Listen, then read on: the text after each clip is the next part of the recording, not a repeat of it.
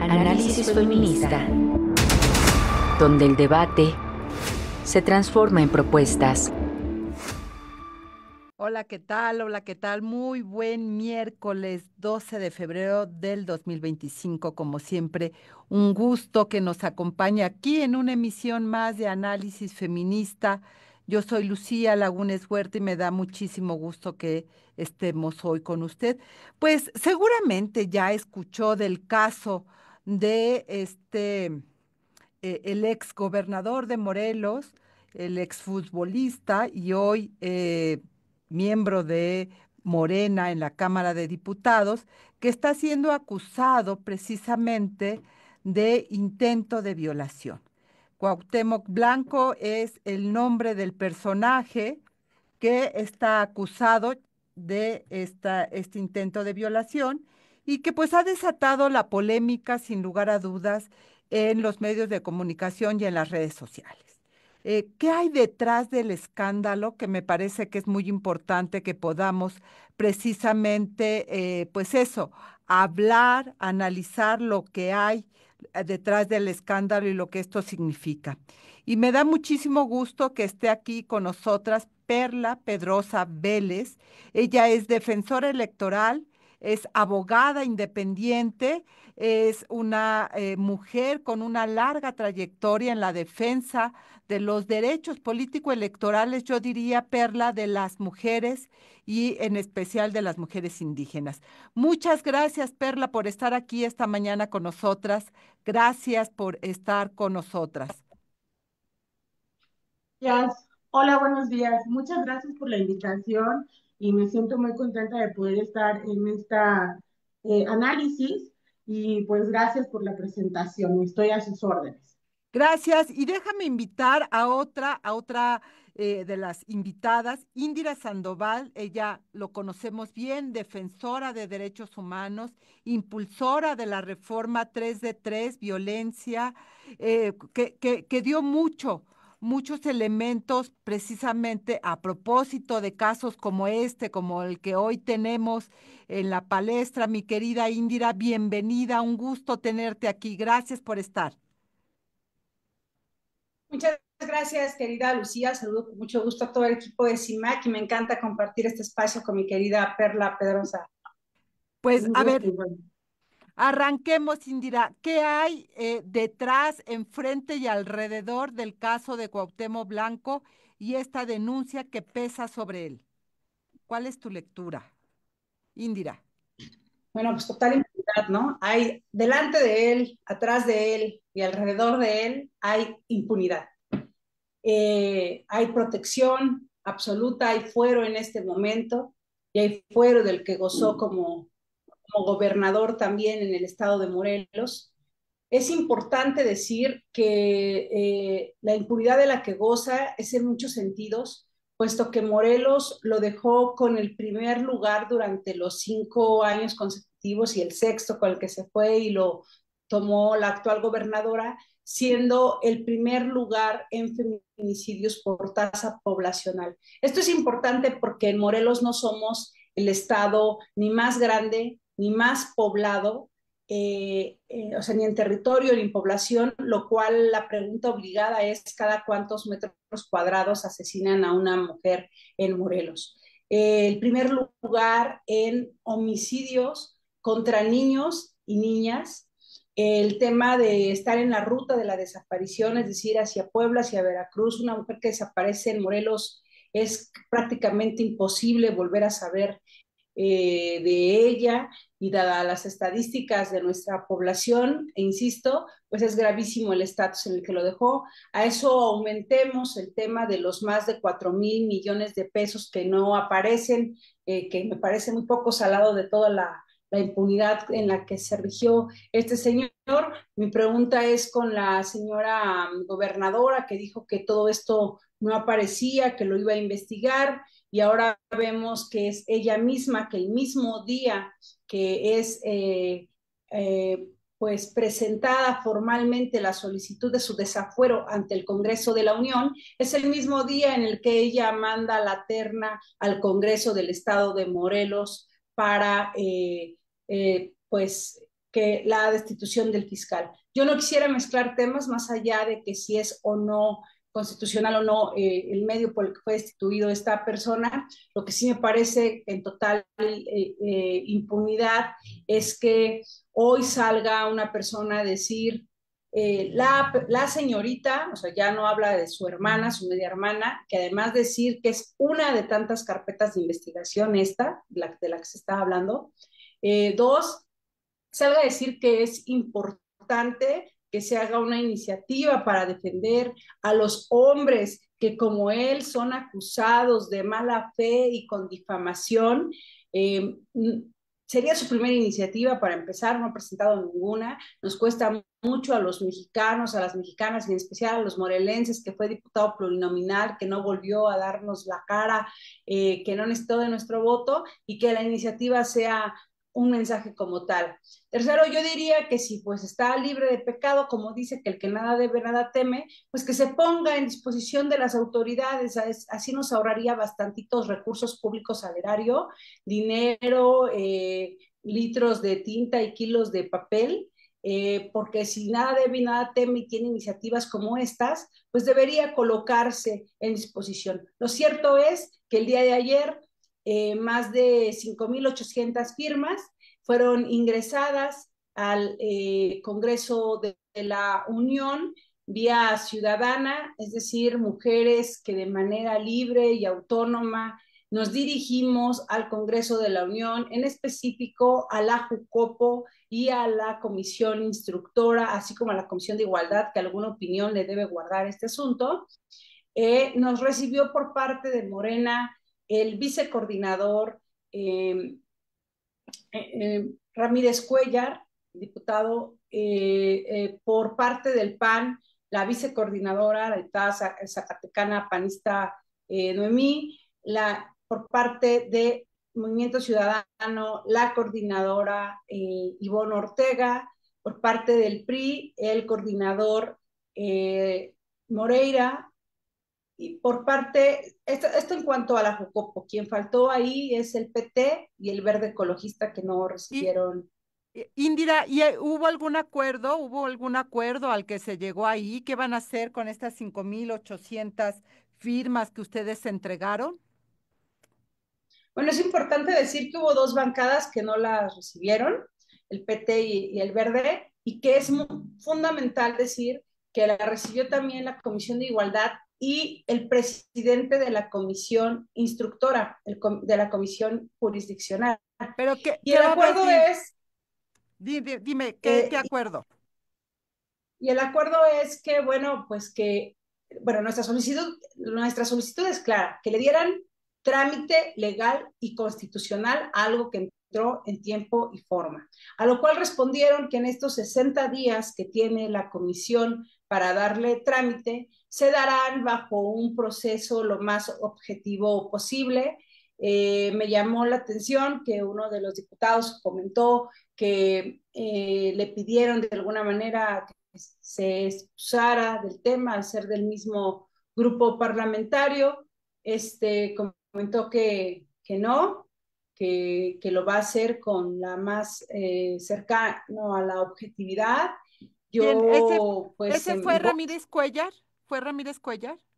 no, ¿O porque quién no fue el que es de se la excusó? comisión Ok. jurisdiccional. No, no sé que no se va a excusar, que le solicitaron que se excusara, pero no lo va a hacer. El diputado Hugo Eric dice que va a garantizar un proceso jurídico objetivo, cercano a la justicia. Bueno, yo comenté y sí quiero ser muy clara con esto, que lo comenté con todos las bancadas, que esto tuviera en el centro a la justicia a las víctimas y no a otros intereses. Es decir, que no sirviera su voto como legisladores o como bancada en este momento para negociar nada con la jefa del Estado mexicano, con el gobierno federal, con la bancada mayoritaria, y que de esto literal, en términos ya no se sacara raja política, porque ahora cada voto cuenta, porque con independencia de lo que saque la comisión instructora, Una vez llegado al Pleno, esto requiere de las 2/3 partes. Hasta aquí dejaría mi primer comentario, Lucía. No, bueno, pues nos dejas mucha tela por donde seguir, mi querida Perla, pero ¿qué está pasando en Morelos? O sea, ¿qué ha hecho esto en Morelos? Pues mira, yo creo que esta situación de Cuauhtémoc lo único que nos deja claro es la realidad que estamos enfrentando las morelenses, que realmente no ha tenido el fin que buscamos todas las mujeres que hemos luchado por una representación en el Congreso, porque a pesar de que ya tenemos un gobierno paritario, el mensaje es muy claro. Si bien lo están presentando como hechos aislados, la denuncia que tuvo Cuauhtémoc con la remoción del fiscal, el mensaje es muy claro. Si se toca a algún diputado federal, aunque sea por una denuncia de intento de violación, pues lo único que va a recibir cualquier mujer y cualquier funcionario que ponga en ejercicio sus facultades, pues va a ser la protección por parte de todo un órgano legislativo. Entonces, tristemente, esto es lo que nos deja en Morelos este caso. También hay que recordar que pues Cuauhtémoc Blanco es un personaje sumamente importante, no solo por la política actual, sino por todo su carrera deportiva, que ha sido tomado por muchos hombres como un líder. Entonces, lo que él representa no solamente es un caso individual en la denuncia que está presentando, sino también un antecedente para todos, un ejemplo social y legislativo. Y hay que recordar que los delitos por los que está siendo denunciado Cuauhtémoc Blanco, claramente en el Código Penal del Estado de Morelos, menciona que si es sentenciado tendrá que ser también suspendido por cualquier cargo que tenga e inhabilitado por el mismo tiempo de la sentencia que llegue a obtener. Entonces, Morelos ha tenido un gran problema para poder detectar la violencia política en razón de género, y si ahora le sumamos que también va a ser imposible enjuiciar a políticos en Morelos por cualquier delito de índole federal, pues las morelenses estamos cada vez más cercadas en poder solicitar justicia. Esto no solamente se queda en el ámbito político, no solamente es un golpe de político de partidos, sino que también social. Hay que recordar que en estos meses, en estos años, pues ha surgido movimientos de hombres que están en desacuerdo con los derechos de las mujeres, que tienen un movimiento en contra de las leyes que se están haciendo para igualitar los derechos, pensando que les estamos quitando derechos, diciendo muchos más famosos que se les está denunciando sin tener pruebas y que los dejamos en total indefensión, como lo menciona Cuauhtémoc con su iniciativa. Esta iniciativa realmente parece que se la escribió el Temach, Que es ¿no? ridícula, ¿no? Además es ridícula, no tiene nada que ver, es una respuesta que solamente desde mi punto de vista, pues lo único que confirmes es una pataleta, es decir, trata de desviar la atención al centro de lo que ustedes dos están planteando y que me parece que es evidente, es decir, estas colusiones también institucionales que permiten que personajes como este, con todos los pocos antecedentes en términos de su carrera política que ha despegado del fútbol a gobernador, ¿no? Así de manera muy rápida, pues puede estar donde está, pese a las acusaciones y pese a lo que dejó en el estado de Morelos, mi querida Perla. Exactamente, es un ejemplo de cómo con la fama, con el poder, puedes ir evadiendo la ley, ¿no? Hay que recordar que él llega también con un polémico contrato del PSD que no pudo ser resuelto en su momento. Se supone que lo contrataron para ser postulado como presidente, candidato a la presidencia municipal de Cuernavaca, cosa que está prohibida, cosa que el INE en su momento no pudo sancionar, siendo el INE el especialista y el indicado y el facultado para ver si realmente existía un delito fiscal, que en este caso era, y pues recordar que esta iniciativa que está presentando es una pataleta, como lo dices, porque claro que él tiene sus derechos garantizados de una debida defensa, que lo garantiza la Constitución. Él presenta esta iniciativa como si no existieran las garantías individuales, como si ya estuviera en total arbitrio de las mujeres que están acusándolo, de la fiscalía que está presentando. Es claro que su declaración en la conferencia de prensa pues lo deja peor de lo que estaba antes, porque aparte ya estaba la destitución, ya está el nuevo fiscal. Creo que está de más que siga diciendo que es una persecución personal por parte de la fiscalía, porque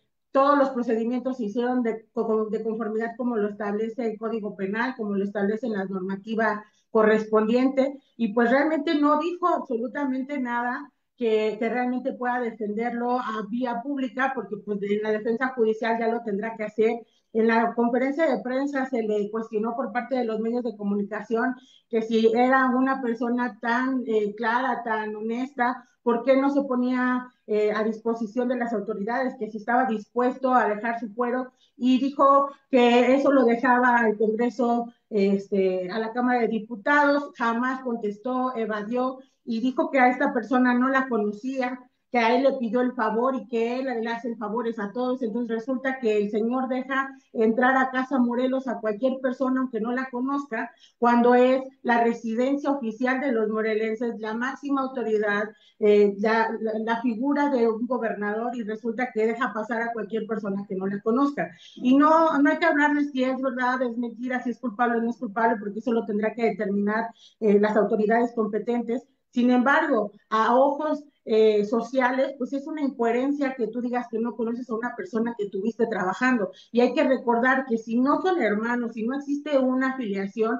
pues sí había un cargo laboral, sí era su jefe, y estaba en una institución donde realmente tiene poder jerárquico sobre esta persona. Entonces hay que recordar todos estos elementos para que no nada más se quede en el ámbito político, porque más allá de que sea político, también es un ciudadano y también es una ciudadana, y todos aquí tenemos derecho a tener justicia. Entonces no hay que dejar de ver solamente, no solamente nos enfoquemos en lo político, sino también en lo que nos toca como ciudadanos.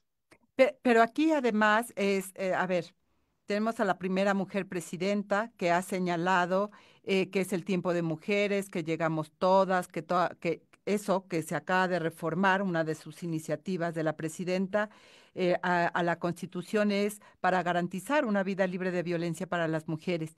Y este caso me parece que coloca en entredicho a Morena de qué clase de personajes están en su bancada y cuál es la coherencia que tendría que tener un partido que ha llevado pues una bandera de progresista y de feminista hasta cierto momento. Pues creo que es el momento de irlo colocando a prueba. Vamos a ir un corte de estación, regresamos contigo, Indira, precisamente para seguir abonando con este tema. No se vaya, estamos en Análisis Feminista, volvemos.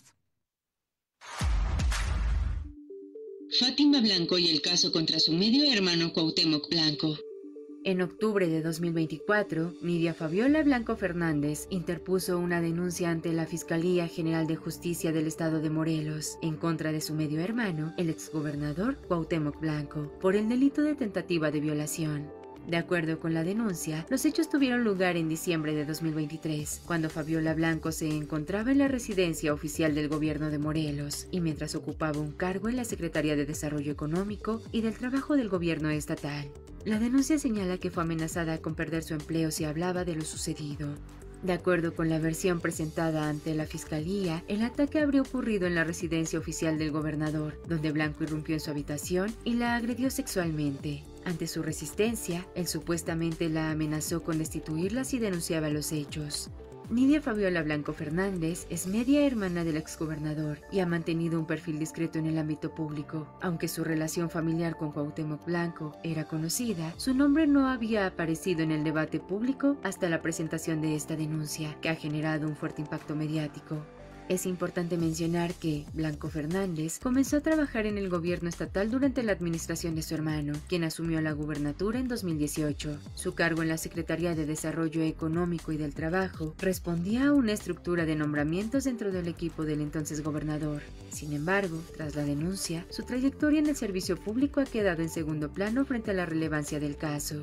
El caso ha provocado un fuerte debate sobre la violencia de género y el abuso de poder dentro del ámbito político. Diversas voces han exigido que la investigación se lleve a cabo con imparcialidad y con perspectiva de género, garantizando la protección de la víctima y el debido proceso. Además, el caso ha tenido repercusiones judiciales y políticas significativas. La presentación de la denuncia coincidió con la destitución del fiscal general de Morelos, Uriel Carmona, quien enfrentaba diversos señalamientos de irregularidades en su gestión. La salida de Carmona fue interpretada por algunos sectores como un intento de encubrimiento o protección política para Blanco. Mientras tanto, Cuauhtémoc Blanco ha negado las acusaciones y ha calificado la denuncia como un ataque político en su contra. En sus declaraciones públicas, ha señalado que se trata de una estrategia para desacreditarlo y afectar su carrera política. Hasta el momento, no ha proporcionado pruebas que respalden su versión ni ha emitido disculpas a la denunciante. El proceso legal sigue en curso y, de ser comprobados los hechos, el exgobernador podría enfrentar consecuencias tanto en el ámbito judicial como en su carrera política. La denuncia de su media hermana se suma a otros señalamientos de corrupción y abuso de poder que habían marcado su trayectoria, lo que mantiene la atención pública en el desarrollo del caso. Informó para Análisis Feminista, Marlene Galván. Y ya estamos de regreso aquí en Feminista, miércoles 12 de febrero. Recuerden nuestros números de cabina 5535084761 y también a través de las redes sociales de CIMAC Noticias nos puede encontrar y hacer llegar sus comentarios sobre este caso que estamos hablando. A ver, leía además, mi querida Indira, y tú ya lo comentaste en tu primera intervención, este llamado que hace Fabiola, quien es la víctima, digamos, en este caso, que llama a las autoridades y a la presidenta y a la gobernadora del estado a no proteger a Cuauhtémoc Blanco. Y la respuesta de la presidenta el día que se le cuestiona es: no se va a encubrir a nadie, se deberá de investigar. Pero tenemos antecedentes que nos hablan que cuando hay personajes involucrados en en casos como este, la impunidad es uno de los actos de repetición.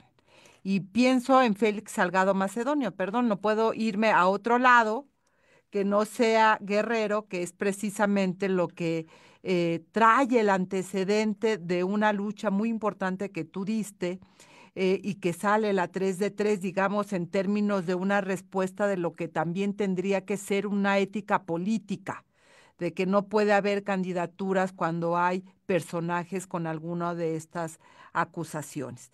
Es decir, ¿qué futuro le ves a casos como Cuauhtémoc Blanco y qué actuar tendría que existir alrededor?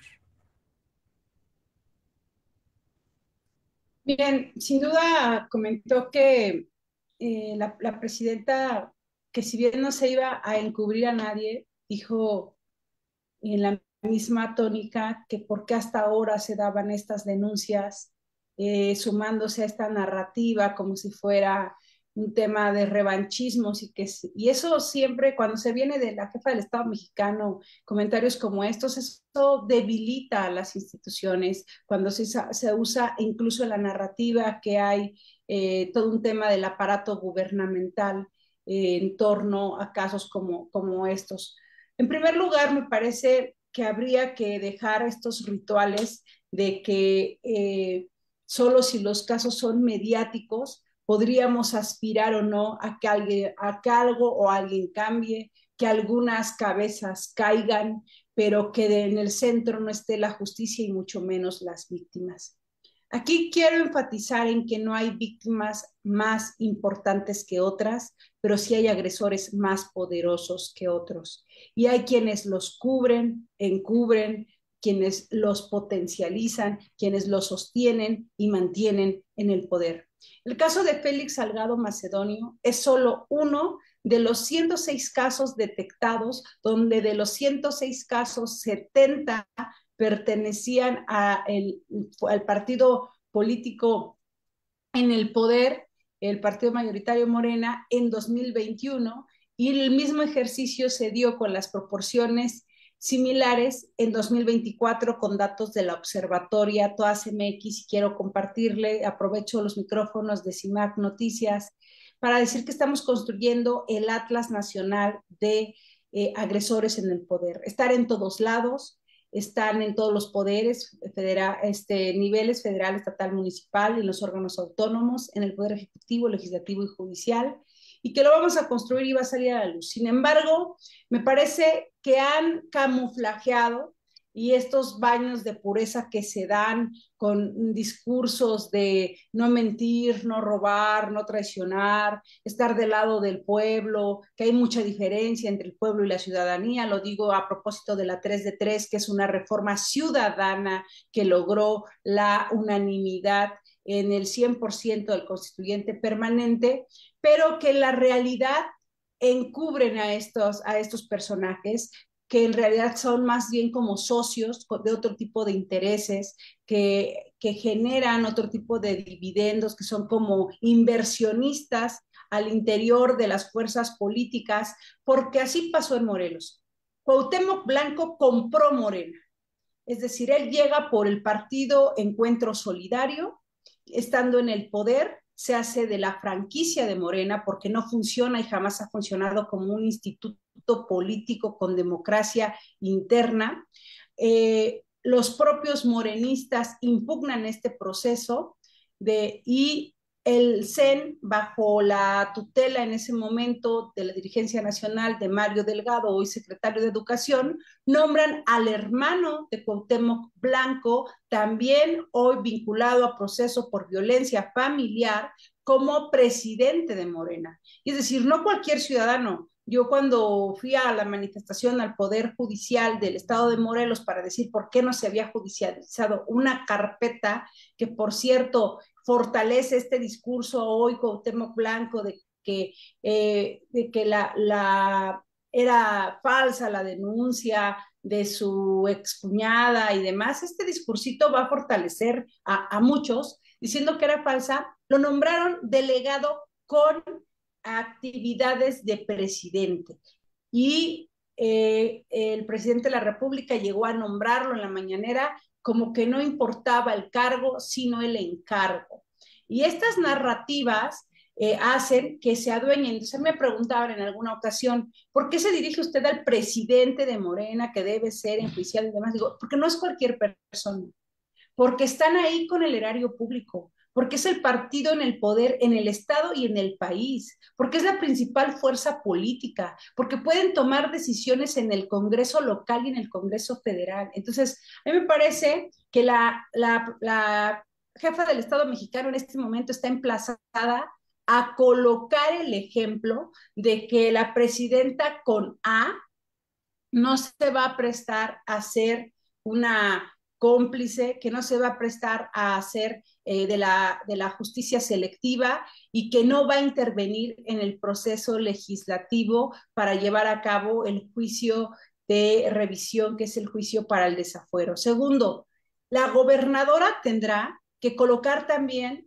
este balance, si está del lado de las víctimas o de otro tipo de intereses, porque quiero preguntarme, yo me pregunto, ¿qué habrá pasado para que el mismo día se juntaran los votos para que se generara este proceso que por años, porque se pasó por muchísimos procesos para desaforar al hoy exfiscal? ¿Y qué mensaje le da esto a las víctimas? ¿Dónde quedan las víctimas? Y si se va a poner del lado de los agresores. Le preguntaría al actual fiscal de Morelos si va a investigar a esta y otras carpetas de investigación que están en su cargo, más allá de que el señor tenga fuero o no, o si él mismo va a solicitar nuevamente el juicio de revisión al Congreso de la Unión por el fuero del que goza el señor. Entonces, Morena ha dado mensajes muy concretos, no es que los esperemos, ha dado los mensajes concretos de que protege agresores, de que promueve agresores y de que hace procesos de dilación para que acciones como la 3 de 3 contra la violencia genere la protección a ellos. Y doy un ejemplo muy claro, que nunca se nos olvide que una vez que fue aprobada la 3 de 3 contra la violencia en San Lázaro por unanimidad, el presidente de la bancada, el coordinador de la bancada, Ignacio Mier, hoy senador de la República, junto con el coordinador de la bancada del PT, del Verde Ecologista, mandaron una carta al Senado de la República, a la Jucopo del Senado de la República, de Club de Toby a Club de Toby, diciéndoles no la aprueben en el Senado. Obviamente ese documento no era vinculante, pero habla de que nunca quisieron aprobarla Y la pregunta es, ¿a quién protegen, Lucía, Perla, audiencia? Es un ¿A quién pacto le de temen? caballeros. ¿Por Ahí sí hacen pactos de caballeros. Perdón, mi querida India, era que te interrumpa, porque pues lo que están diciendo es protejámonos entre nosotros, porque si pasamos esto, digo, ahorita pasa uno, pero al rato pasamos todos. Escuchemos la narrativa de Cuauhtémoc? Dijo ayer, antier, si esto me pasa a mí, mañana le puede pasar a Claro, cualquiera. Recordemos claro. las palabras de Noroña en pleno, en su uso de la voz cuando se estaba aprobando la reforma constitucional 33 contra la violencia, y dijo, compañeros, hoy se puede tratar de mí, mañana de ustedes. Claro, el señor fue después a hacer sus oficios al INE como representante del INE para que el INE no tomara en cuenta las denuncias de los agresores políticos para que no fueran elegibles los señores. Pero lo han dicho públicamente. Hoy se trata de mí, mañana puede ser cualquiera, pero el asunto es que no son cualquiera. Ellos Claro. están ahí con el erario público, con el presupuesto público, generando las leyes y haciendo parte del pacto patriarcal que se gesta en las instituciones. Entonces, Por eso el gran está. desafío es Sin lugar a dudas. Y creo que Morelos, mi querida Perla, pues tiene parte de esa, digamos, tarea que es romper con ese pacto patriarcal. Y la gobernadora, la fiscal, pues están llamadas sin lugar a dudas a esto. ¿Hay alguna respuesta de la fiscal? ¿Ha dicho algo, Perla? Del fiscal, hasta el momento no ha emitido más No, no, que va a no, dar es decir, la Fiscalía del Estado ha dicho algo en relación a Cuauhtémoc Blanco, de la investigación. ¿Qué hay en esa entidad? Porque pareciera ser que este es un problema solamente de, el Congreso y no, hay una denuncia que habría que investigar. Pues hasta el momento solo se ha pronunciado el fiscal diciendo que va a darle la debida, el desahogo a todas las denuncias que existen, que va a ver cada uno de los casos, porque se denunció pues que hay mucho retraso por parte del Congreso, por parte de Morena, del Ejecutivo. Dijeron que una de las razones por las cuales era necesario mover al fiscal pues era porque están atrapados muchos de los asuntos de las denuncias por género, por violencia, y que no han avanzado. Entonces, lo único que ha pronunciado es que le va a dar el seguimiento y que va a tratar de desahogarlas todas. Sin embargo, pues claro que Morena, el Congreso y todas las instituciones nos vienen dando todos estos años un mensaje de protección al patriarcado. No solamente la Fiscalía ha sido omisión en este asunto, sino que ya desde el 2021 dejó de reportar oficialmente en la plataforma de registro de feminicidios en Morelos. Ya no existe ningún dato, solamente se hizo el gasto para hacer esta reforma, esta plataforma, perdón, y que en su momento fue premiada por transparencia. Es uno de los ejemplos que ya no tenemos ni siquiera datos oficiales de cuántos feminicidios hay en Morelos. También hay que recordar que pues como están ahorita Morelos siendo gobernada por mujeres, pues se olvida realmente de todas las demás mujeres, ¿no? O sea, si creen que porque llegó una, llegamos todas, y eso es mentira, no llegamos todas, no todas tenemos protección de los cargos. Las diputadas parece que se les olvida que llegaron por el esfuerzo que hemos hecho, se les olvida que ya llevan 3 congresos paritarios y que no ha disminuido la violencia sexual en contra de las mujeres, que no hemos dejado de estar en los primeros lugares de feminicidios y de homicidios en contra de las mujeres. Entonces se les olvida que realmente tienen una responsabilidad, no solamente llegar y ocupar espacios, sino que realmente generen un impacto en favor de nuestras realidades. Y la realidad de Morelos es que ser mujer en Morelos es una cuestión de alto riesgo, que no estamos seguras en ningún índole, en ningún espacio ni público ni privado, y esto es una clara evidencia de que en lo público se puede estar a salvo de agresiones sexuales, y pues claro que el pacto patriarcal está más fuerte que nunca. Aquí vienen y protegen bueno, se da entre líneas entender que se protege a un funcionario público denunciado por un delito sexual, cuando llevamos años pidiéndole al Congreso, a 3 congresos, que realmente despenalicen el aborto en Morelos, y nunca han podido llegar a consensos, jamás ha podido tener los votos necesarios, pero esto en cuestión de 9 horas se logró inmediatamente, como lo mencionaba Indira, que el desafuero del fiscal duró años, y esto en 9 horas rápidamente lo destituyeron, y en menos de 3 horas ya tenían un nuevo fiscal, que hay que recordar que en la terna para el fiscal no se puso ninguna propuesta de mujer. cuando necesitamos la perspectiva de género para este tipo de cargos. No solamente necesitamos la paridad en los curules, en los cargos ejecutivos, lo necesitamos en todas las jerarquías, en todos los poderes. Querida Indira, ya estamos a punto de cerrar y hay digamos, una advertencia en términos de lo que puede ocurrir con el caso de Cuauhtémoc Blanco. Es decir, la decisión que se tome en términos de si investigar, sancionar, desaforar, mandar el mensaje de que realmente no hay un pacto con la impunidad y que se va a abrir para que el personaje pueda rendir cuentas ante la autoridad, sería un mensaje muy poderoso para todos los hombres que gozan de esa impunidad estando en la política y manteniéndose en el fuero. Y pienso en este run run que también hay en Guerrero de la posible candidatura de Félix Salgado para llegar a la gubernatura. Sería como su reivindicación y creo que eso sería un pésimo mensaje para el resto de las mujeres.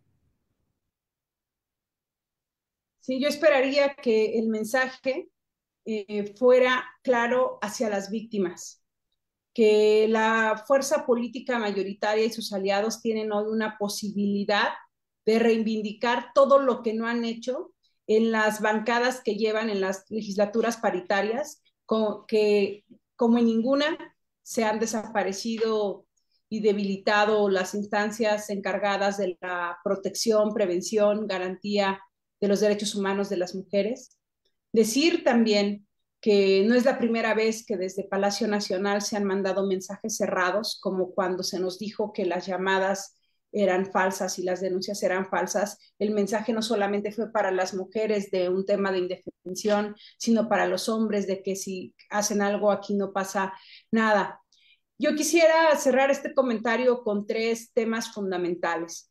Con el asunto de una convocatoria permanente con marca personal a cada uno de los diputados y diputadas sobre cuál es su postura frente a una denuncia de un delito grave. La violación es una de las agresiones sexuales que contabilizadas en el país suceden 100 agresiones sexuales por hora al día con datos del Secretariado Ejecutivo del Sistema Nacional de Seguridad Pública. Segundo, que no se nos olvide que en Morelos un diputado, exdiputado, hoy está preso, que llegó con la bancada con la que llegó Cuauhtémoc Blanco a gobernar a Morelos, un diputado que se le probó cómo agredió sexualmente a una de sus colaboradoras y está preso y del que él se deslindó en su momento y que fue cómplice para que se alargara lo más posible el procedimiento hacia él. Tercero, que Félix Salgado Macedonio y Cuauhtémoc Blanco solo son dos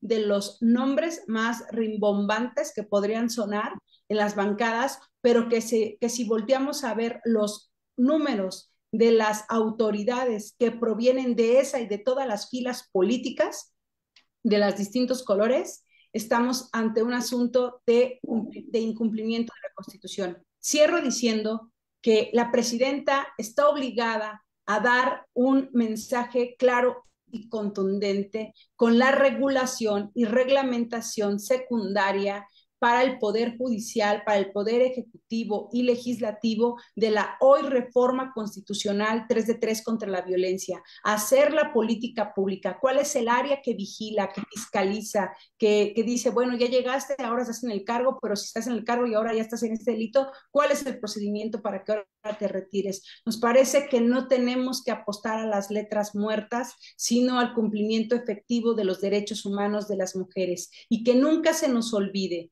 que la violencia perpetrada desde el poder en tratados internacionales es considerada tortura por la asimetría desde donde ésta se perpetra. Entonces, por justicia y por dignidad humana, tendría que llevarse a cabo toda una política pública encabezada por la jefa del Estado mexicano para dar un mensaje claro contra la impunidad y contra el pacto patriarcal. Y que marque la diferencia de lo que sí puede hacer una mujer con poder cuando hay un verdadero compromiso con los derechos humanos de las mujeres. Perla Pedrosa, Indira Sandoval, muchísimas gracias por estar esta mañana. Indira, te pediría que estuviéramos y que mantuviéramos el contacto para ver qué pasa con esta petición que ustedes han colocado en el Congreso y si hay alguna comunicación. Así que seguimos en contacto Por favor, y Carol. vamos al corte de estación y volvemos con otro tema. No se vaya, estamos en Análisis Feminista. Volvemos. Gracias a ambas. Hasta pronto. Estas son las efemérides de la semana. El 9 de febrero de 1933 nació en Mérida, Yucatán, Ruby Betancourt, reconocida economista que participó en el equipo técnico del Año Internacional de la Mujer en 1974. Escribió en FEM y colaboró en el Movimiento Amplio de Mujeres. Fue funcionaria pública de la Secretaría de Pesca y perteneció al Círculo de Mujeres Feministas. El 11 de febrero se conmemora el Día Internacional de la Mujer y la Niña en la Ciencia, para reconocer el rol crítico que juegan las mujeres y las niñas en la ciencia y la tecnología. Este día es una oportunidad para promover el acceso y la participación plenos y equitativos en la ciencia para mujeres y niñas. El 12 de febrero se conmemora el Día Internacional contra la Utilización de Niños y Niñas Soldado. Su objetivo es recordar la necesidad de terminar con la situación a la que se enfrentan cerca de 300.000 niñas y niños de los países en conflicto. El 13 de febrero se conmemora el Día Mundial de la Radio. Tiene el fin de hacer de la radio un medio interactivo que propicie el debate para tratar diversos temas de interés social, ya que tiene la ventaja de llegar a lugares remotos a los que no llegan las tecnologías modernas. El 15 de febrero se conmemora el Día Internacional del Cáncer Infantil. Tiene el objetivo de mejorar los resultados de las niñas y los niños con cáncer en todo el mundo, brindando mejores oportunidades de vida, mejores tratamientos y disminuir los malestares que trae esta enfermedad, ya que es una de las principales causas de mortalidad entre las niñas, niños y adolescentes en todo el mundo.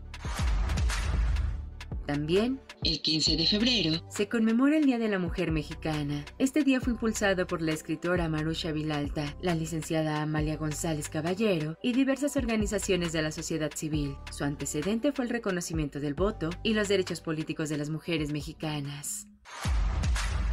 Y ya estamos aquí de regreso en Análisis Feminista. Gracias por acompañarnos esta mañana. Y recuerden nuestros números de contacto 55 3508 47 61. También nuestras diferentes redes sociales para que nos haga llegar sus comentarios de los temas que aquí tratamos en Análisis Feminista. Y ahora nos vamos a dar un pequeño giro de 360 grados para a irnos a Veracruz, irnos con la doctora Mónica Mendoza Madrigal. Hola Mónica, un gusto tenerte acá, quien acaba de publicar un libro muy interesante que se llama Alcaldesas Veracruzanas, la paridad en los gobiernos locales.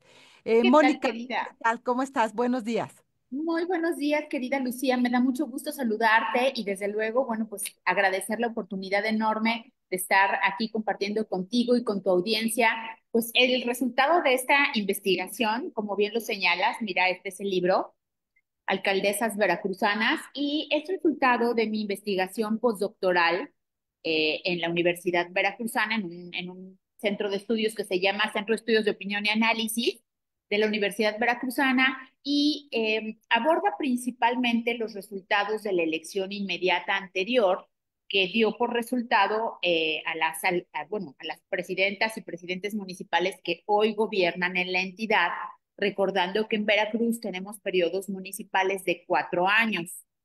Y bueno, a partir de ahí se generaron una serie de hallazgos muy significativos, donde en Veracruz, al igual que como ocurre en 31 de las 32 entidades del país, no tenemos paridad en las presidencias municipales, y eso es algo que es bien importante señalar, porque en este momento en donde hemos alcanzado una representación paritaria en tantos espacios públicos, hay que reconocer que en el gobierno local, para encabezar los gobiernos locales, seguimos estando muy distantes de ese pequeño piso parejo que sería el mínimo para poder estar construyendo pues gobiernos en igualdad.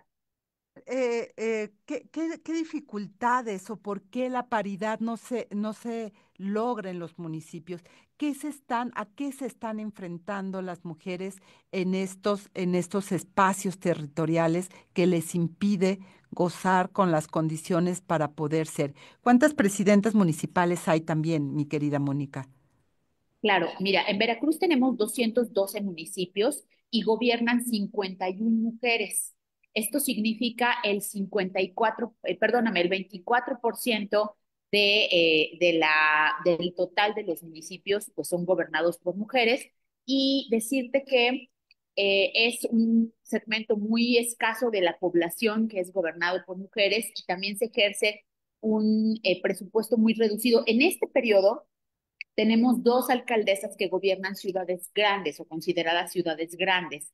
Entonces, eso ha permitido que pese a la disminución, porque había más mujeres alcaldesas en el periodo anterior, pese a la disminución, digamos que se compensa por el número de personas que son gobernadas por una mujer presidenta municipal y por el presupuesto que alcanza. Pero la realidad, Lucía, esta pregunta que tú haces es fundamental porque lo que hemos observado es que sigue costándoles a los partidos políticos impulsar candidaturas de mujeres para cargos unipersonales, porque en general no están ejerciendo en forma adecuada sus recursos para el fortalecimiento de liderazgos que sean potencialmente rentables en lo electoral en piso. Y entonces llegamos al momento, como ahora en Veracruz, que estamos en proceso electoral y los partidos todos te argumentan lo mismo, no tienen suficientes cuadros de mujeres ganadoras. Entonces, ahí lo que ocurre es que acaban siendo colocadas mujeres que tienen una relación de parentesco directa con quien las gobierna. Te platico que en este estudio que yo hice del proceso electoral actual, bueno, del proceso actual que da lugar a las mujeres que hoy gobiernan en Veracruz, de las 51 alcaldesas que hay, 21 tienen una relación de parentesco directa con sus antecesores.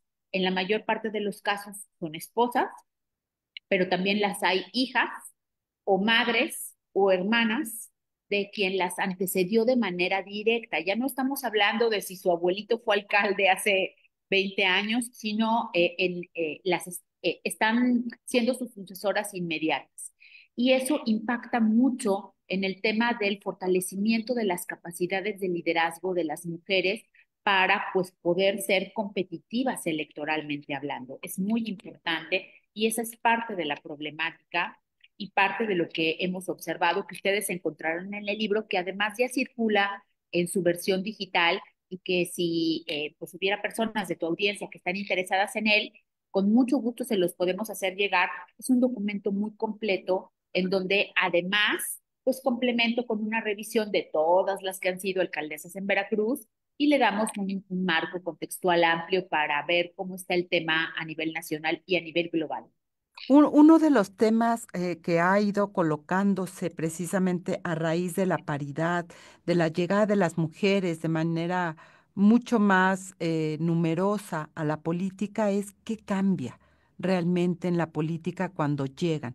Yo no sé si en tu libro has detectado si hay cambios en la forma de ejercer el poder cuando llegan a este tipo de encargos, especialmente en los municipios.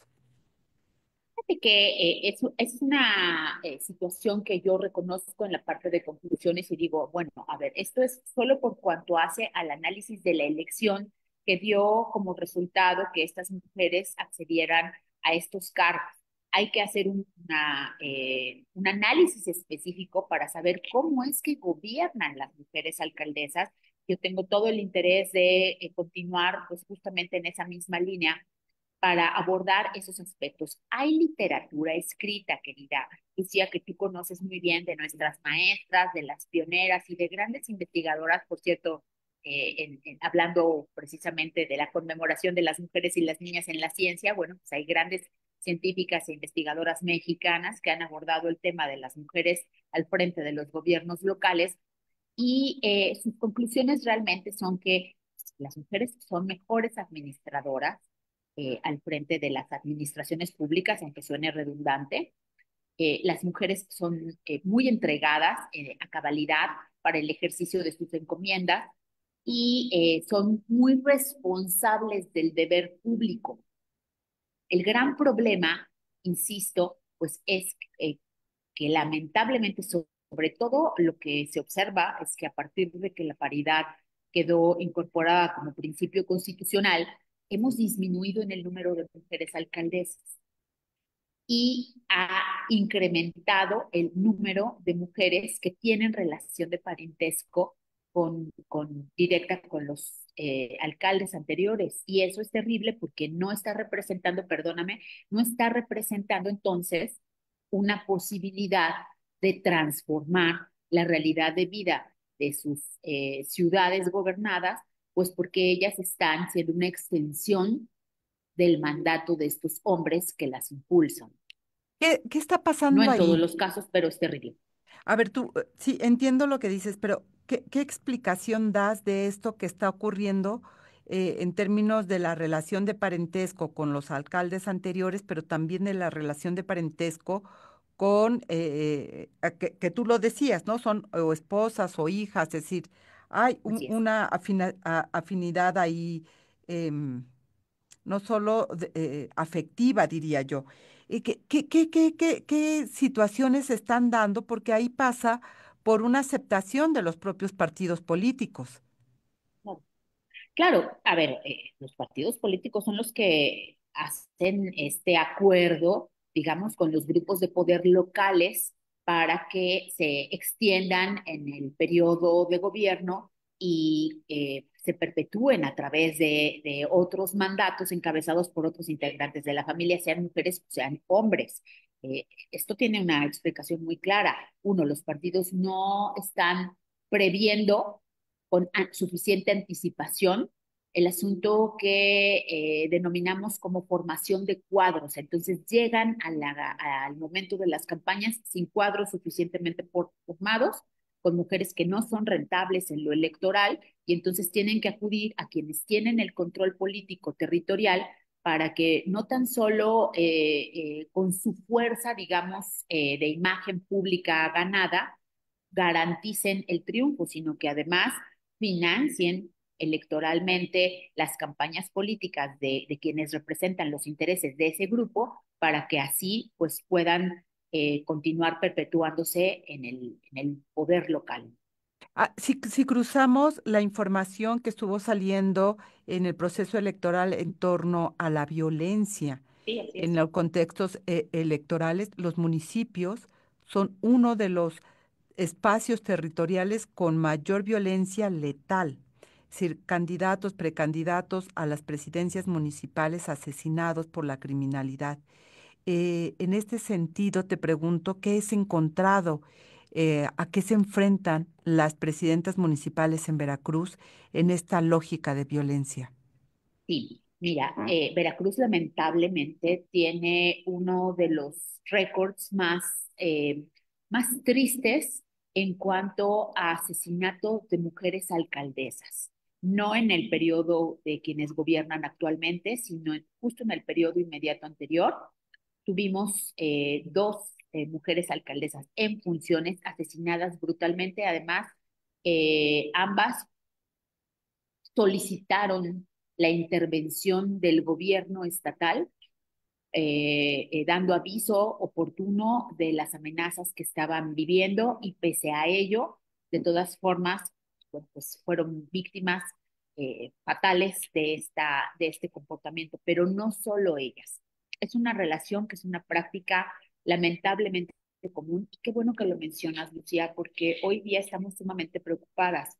Fíjate que de quienes hoy están en funciones, las presidentas municipales han enfrentado pues enormes retos, pero además las síndicas, ¿sabes? Las síndicas que están hoy en el ejercicio de sus funciones son unas de las funcionarias que tienen un índice mayor de violencia y si revisamos el registro de agresores de violencia política, encontramos que han cometido la mayor parte de estos actos en contra de las síndicas. Y hoy, por ejemplo, pues con enorme preocupación vemos que muchos de los sujetos denunciados por síndicas, que son alcaldes, exalcaldes, porque solicitaron licencia al cargo para poder estar contendiendo, están siendo postulados nuevamente. Entonces eso es terrible porque, bueno, pues ellos apelan a este recurso, tú sabes, de que no hubo sentencia firme, pero es una absoluta falta de ética y de compromiso por parte de los partidos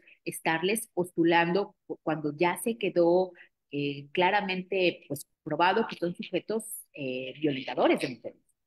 Y que se mantienen en un pacto de impunidad, diríamos, Es, a propósito de lo que acabamos de hablar con Indira Sandoval y con Perla Pedrosa, exactamente. de el tema de Cuauhtémoc Blanco, ¿no? Exactamente, exactamente. Por eso es tan importante hacer valer instrumentos constitucionales como la 3 de 3, que bueno, acá el Logo Play, los cines ya sabes, lo acomodaron para nombrarlo como 8 de 8, pero que lo hagan valer. Son instrumentos que se aprobaron precisamente para tratar de combatir los altos índices de violencia, que como tú claramente lo señalas, se viven de forma mucho más letal en el ámbito de lo local. ¿Qué otro elemento para ir cerrando esta conversación, mi querida Mónica, qué otro elemento encontraremos en tu libro al hojearlo?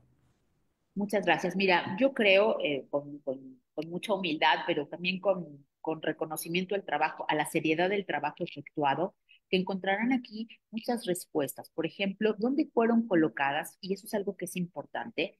¿En qué bloque de competitividad fueron colocadas las mujeres que al final del día obtuvieron el triunfo electoral? Y ahí, perdón que lo plantee en estos términos, pero ahí está la trampa de los partidos. Ahí es donde está la trampa de los partidos y ahí es donde tenemos que insistir, porque ellos, pese a que la ley les mandata postular el 50% de sus candidaturas para mujeres, en la posición en la que las colocan define en mucho su posibilidad real de obtener un triunfo y ser competitivas electoralmente o no. Claro que hay mujeres que pueden ganar elecciones en lo local, pero en lo local los liderazgos se tienen que construir de manera cercana y comunitaria. Hay que romper el círculo de estas inercias que reproducen líderes caciquiles Las, y renovar. las prácticas antiguas, renovadas y remasterizadas en este nuevo siglo, mi querida Mónica, porque estamos hablando de esta práctica caciquil hace años, no es nuevo. Así es, efectivamente, pero lo más triste, querida Lucía, es que vemos que ellos, quienes ejercen el control patriarcal del poder, ahora pues están utilizando la paridad a modo para perpetuar sus alcances. Y no, la paridad no es un recurso al servicio del poder patriarcal, la paridad es un principio, así como la libertad, bueno, está igual la paridad. Y pues develarlo es muy importante. Gracias, gracias por el libro, por la investigación y por esta conversación, mi querida Mónica Mendoza. Muchas gracias a ti, querida Lucía. Este espacio es una joya, es necesario. Gracias en verdad por abrirnos los micrófonos a quienes hacemos investigación feminista y esfuerzos feministas en todos los rincones del país. Un abrazo. Gracias, muchas Bye. gracias. Un abrazo de regreso y gracias a la audiencia que nos sintoniza, que nos acompaña cada miércoles aquí en Análisis Feminista. La producción de este programa, como de todas las emisiones, estuvo a cargo de Lucero Zamora, Saraí Nicanor en la asistencia de producción, Marlene Galván, quien realizó las cápsulas que escuchamos, el guión y la selección musical. Yo soy Lucía Lagunes Huerta, nos escuchamos el próximo miércoles aquí en Análisis Feminista en punto de las 11 de la mañana. Tenga excelente día. Análisis feminista, donde el debate se transforma en propuestas.